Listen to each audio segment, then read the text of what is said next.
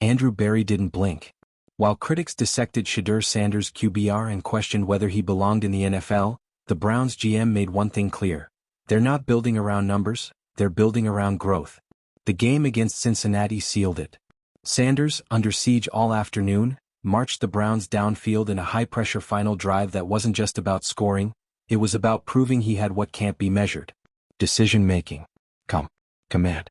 It wasn't a stat line, it was a moment. And Berry saw what he needed. Not perfection, progression. That drive wasn't an outlier, it was a signpost. Through off-field chaos, protection breakdowns, and a brutal learning curve, Sanders hasn't flinched. Inside the Browns facility, coaches talk about discipline, not distractions. Reps, not reactions. Sanders is becoming the kind of leader who doesn't need a camera to validate his presence. If you're into the real story and all the messy twists they don't show on highlight reels, go ahead and subscribe.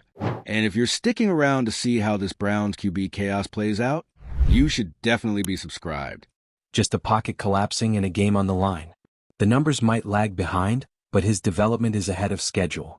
And in Cleveland, they're betting on what they see, not just what shows up in a box score. Andrew Berry didn't flinch. At a time when the outside world was ripping apart SHEDEUR Sanders' stat sheet, questioning every decision the Cleveland Browns made at quarterback, the GM stepped up and said the quiet part out loud. Stats don't tell the whole story. His public defense of Sanders wasn't just about protecting a young player, it was a signal. A deliberate, calculated signal that the Browns were shifting their lens from the numbers on the scoreboard to the substance behind the scenes. Berry didn't sugarcoat anything. He acknowledged that Sanders' numbers weren't lighting up ESPN tickers. But then he pivoted, quickly and firmly, to what mattered more to the Browns: progress. Real progress. Not just in throwing mechanics but in poise, in leadership, in making the right reads when it counted. To Berry, the win wasn't in the QBR column, it was in the final 2-minute drill against the Bengals. And more importantly, it was in how Sanders carried himself before, during, and after it. SHEDEUR Sanders heard all of it. The media noise, the hot takes, the armchair analysts dissecting his every move. But the rookie quarterback never took the bait. No defensive tweets. No interviews throwing shade. Just quiet work. And that's exactly what got the Browns' attention. Behind the scenes, coaches were watching a different version of Sanders. One who didn't crumble when protection collapsed. One who adjusted protections mid-play. One who made the smart check down instead of forcing a throw. His growth wasn't about flash, it was about substance. And SHEDEUR, for all the chaos around him, stayed locked in on his own development, trusting the people in the building more than the opinions. In one of his more recent interviews, Sanders didn't bother selling himself. He talked about the reps he was getting in practice. The film sessions. The pressure drills. It wasn't performative, it was detailed. He explained how the coaching staff was pushing him into harder reads, compressing decision windows, simulating fourth-quarter chaos in controlled settings. It was clear he wasn't just surviving the NFL environment, he was adapting to it. And what stood out wasn't just what he said but how he said it. Measured. Fully aware of where he was and where he needed to go. That's the stuff Berry and the Browns front office were zeroing in on. Not a soundbite to trend on social media, but a signal that, during a post-practice press conference, Sanders answered questions about the offensive struggles without dodging. He acknowledged the limitations, especially on the O-line. He mentioned chemistry still developing with receivers. But then he leaned in, talking about his role in stabilizing the offense, keeping communication sharp, making sure his guys believed in the scheme even when it wasn't clicking yet. He wasn't making excuses. He was owning his part in the process. That level of ownership, especially from a rookie, hit differently. And the Browns front office took note. Berry later said, "There are a lot of guys who put up pretty stats but don't elevate the people around them. That's not SHEDEUR's issue." The team wasn't looking for someone to fill a highlight reel. They were building around someone who could anchor a franchise. The turning point came late in the game against Cincinnati. Down late, Sanders led a final drive that didn't just showcase arm talent, it revealed something more critical: control. No panic, no forced throws, no busted reads. Just a methodical march down the field that defied every stat-based criticism thrown at him earlier that week. That drive, to the Browns coaching staff, was a crystal-clear indicator that the mental side of Sanders' game had matured faster than expected. It wasn't about the touchdown. It was about the calm under pressure, the control at the line, the way he communicated with the huddle. That single drive became a case study for why the Browns were backing Sanders despite the coaches broke down that drive in film sessions for days afterward. They showed how Sanders adjusted routes pre-snap based on a disguised blitz. How he stepped up in a collapsing pocket instead of bailing. How he made throws that weren't risky but purposeful. That tape told a different story than the box score. And it changed the tone of the conversation inside the facility. Outside the building, fans were still looking at completions and yards. Inside, they were talking about progressions and leadership. That's where the gap lived, between what could be seen on Sunday and what was being built Monday through Saturday. And to the Browns, that was the whole point. Sanders' growth wasn't an accident. Practices had shifted. Drills were now loaded with decision-making pressure. Defensive disguises. Collapsing pockets. Situations where most young quarterbacks would flinch. Sanders didn't just hold up, he improved. His footwork tightened. His timing got sharper. The hesitation that marked his preseason throws was gone. And the feedback loop was strong. He watched his own film relentlessly, asked questions and corrected mistakes before coaches even pointed them out. The raw talent was never in question. What started to emerge was football IQ, and the kind of emotional control that most rookies spend years trying to. Back at training camp, Sanders had shown flashes, but the reps were limited. Protection was shaky, timing with the receivers was off, and the pocket collapsed more often than not. But the staff had seen enough in those moments to keep pushing. And now, months later, they were seeing the return on that patience. Instead of shrinking, Sanders leaned into the pressure. Instead of complaining about reps, he maximized every snap. The Browns had seen quarterbacks fold in the same circumstances. Sanders didn't. That earned him more than just trust. It earned him the benefit of the doubt when things didn't look perfect on paper.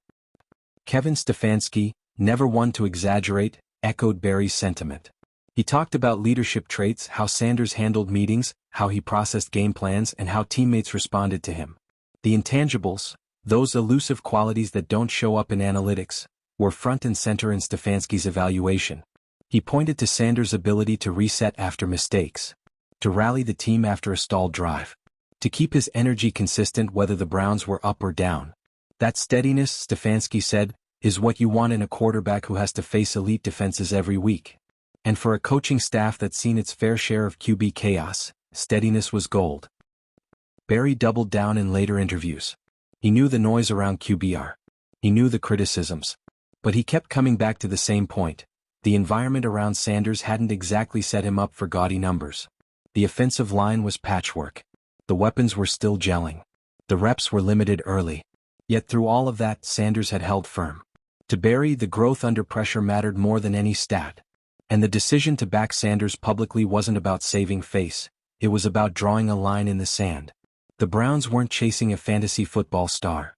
They were betting on a long-term leader. And in Sanders, they saw the foundation of something sustainable. Not a spark. A cornerstone.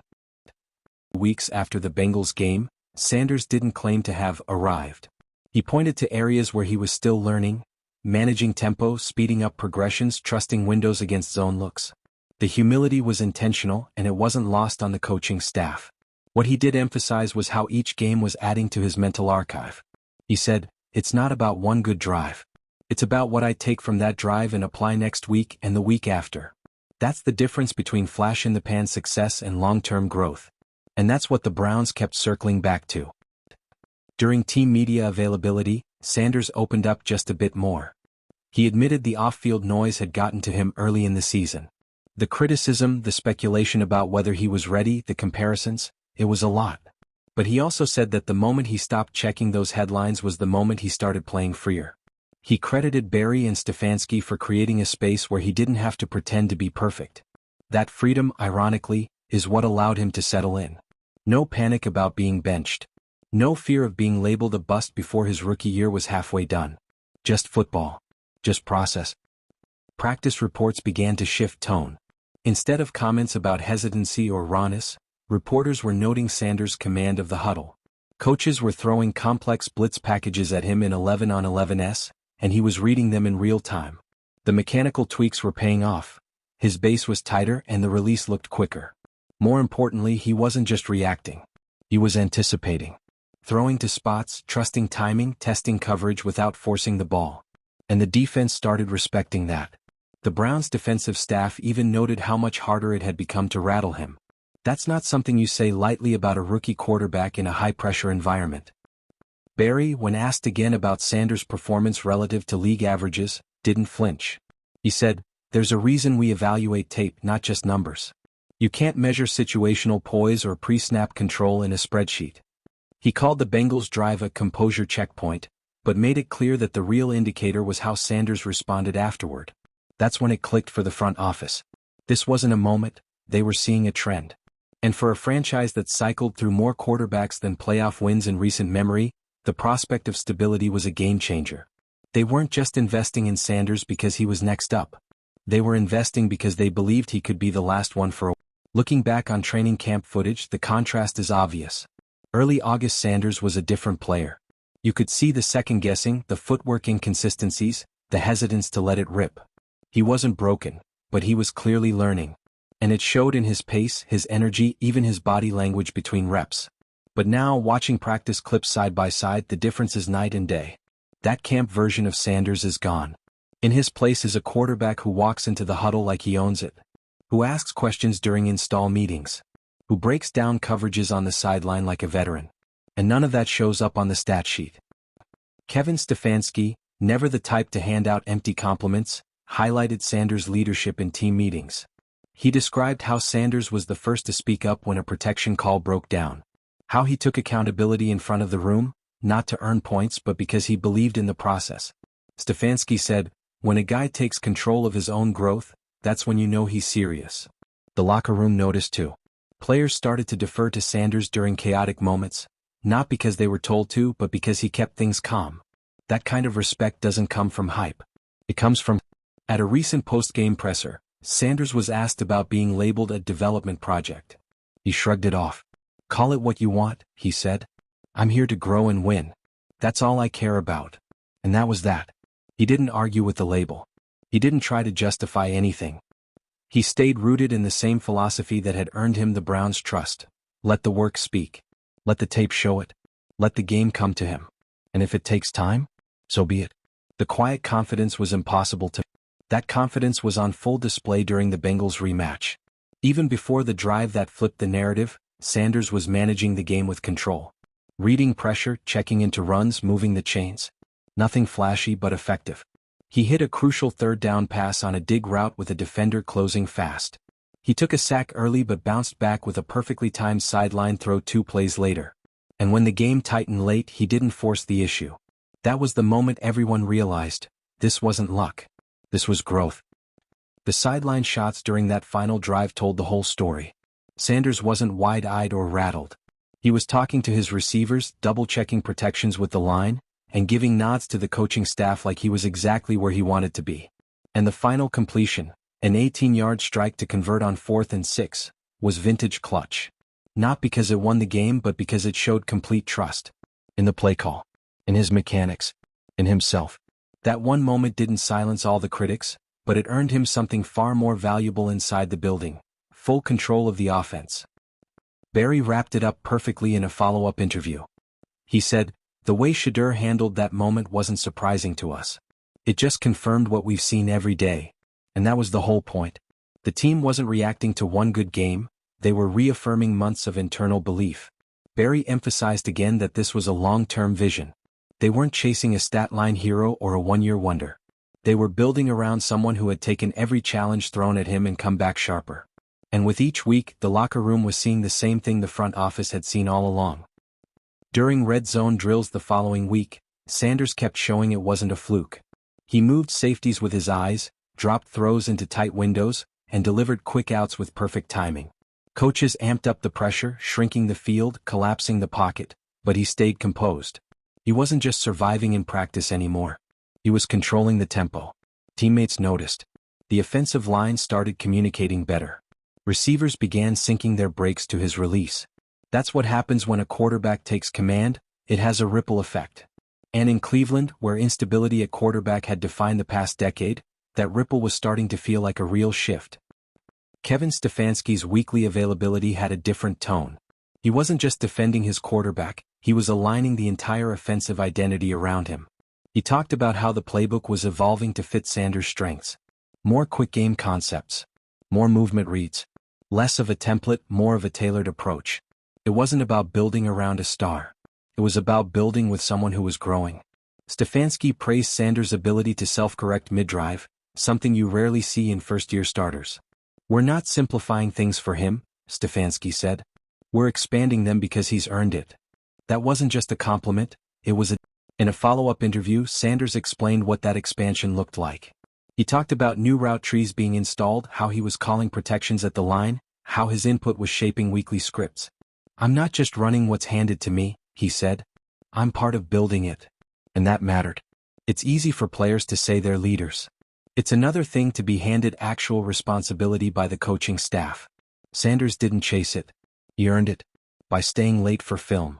By checking in with position coaches. By being the same guy, win or lose. And now that trust was manifesting in game plans. When Sanders addressed the media again, he reflected on what it meant to be in that position. "I don't want to be the guy who flashes and disappears," he said. "I want to be the guy who keeps getting better." That mindset had become a rallying point for the team. Not perfection but progress. He admitted that some games still felt fast. Some reads still came too late. But instead of hiding it, he embraced it. "The more you try to pretend, the harder it is to fix," he said. That kind of honesty wasn't just rare, it was contagious. The locker room was following his lead because it was... At his most recent press conference, Sanders was asked if he felt like the guy now. He smiled, paused, and said, "I feel like a guy who belongs." That wasn't bravado. That was confidence born from repetition. From doing it wrong, doing it again, and finally doing it right. He didn't claim ownership of the team. He claimed ownership of his role. And that distinction is what defined his season. He wasn't playing for a headline. He was playing for trust. From his coaches, from his teammates, and from himself. And little by little he was earning it across the board. Andrew Berry was asked again if he saw franchise potential in Sanders. This time he didn't hedge. "Yes," he said. And not just because of what he's done so far, but because of how he's done it. That answer carried weight, not because of what it implied about Sanders' future, but because of what it said about how the Browns were thinking long-term. Berry pointed to the way Sanders had navigated early struggles without losing focus. He praised the resilience after the burglary incident, the commitment in practice, the leadership in the huddle. "He's building something that lasts," Berry said. And for a front office that's been through enough quarterback resets, that meant... The context made it all the more impressive. Back in training camp, there were whispers that Sanders might not even start. He was working behind a rotating offensive line, missing timing with second-string receivers, and taking hits in non-contact drills. Most rookies would have cracked. Sanders didn't. Instead he got quieter. More locked in. Coaches said he took feedback without ego. That's rare. Especially for a player with a famous last name and media noise swirling from the start. But he didn't ask for shortcuts. He didn't expect leniency. He just stayed on task. And slowly he moved up the depth chart, not because of hype but because of... By the time the Browns lined up against Cincinnati again, it wasn't a debate anymore. Sanders had the reins. And even when the game tightened, there was no panic. He wasn't trying to win it all with one throw. He was staying ahead of the chains, calling audibles and protecting the football. That shift, playing smart instead of desperate, was the clearest sign of growth. It's what earned him praise in the film room and support in the locker room. He wasn't just reacting. He was reading, adjusting, and executing. It wasn't flawless, but it was mature. And in this league, that's the trait that sticks. The Bengals' defensive front didn't make it easy. They got pressure, disguised coverages, threw complex looks at Sanders all game. But he didn't blink. He took what they gave him, threw the ball away when needed, and extended plays with his feet, not to make a highlight but to give the offense a chance to reset. And when it came time for that final series, he didn't look to the sideline for guidance. He owned the moment, ran the no-huddle, kept his eyes downfield, made the clutch throws. It was the same quarterback who'd struggled under pressure months earlier, but refined, focused, ready. Berry summed it up best after that win. "Everyone sees the end result," he said. "We see what it took to get there. That's what the Browns are betting on. Not one magical drive, but a series of weeks, months, where Sanders stayed committed, improved in real time, and grew into a role the franchise desperately needed filled. He's not a finished product. No one is pretending otherwise. But the Browns no longer need to search for flashes. They have something better, a foundation. A quarterback with the right habits, the right mindset, and the right support. And in today's NFL, that's rare. So, if you've been watching Sanders waiting for a stat line to validate him, you might be missing the point. This isn't a story about numbers. It's a story about development done right. About an organization choosing patience over panic. About a quarterback who refused to flinch, even when everything told him he should. If you've been following this journey, drop your thoughts in the comments. Do you see the same progress the Browns do? Or are you still holding out for flashier results? Either way, hit that like button if you respect the grind. Subscribe if you're ready to watch what this could become. Because this isn't hype. This is the long game, and SHEDEUR Sanders is just getting started.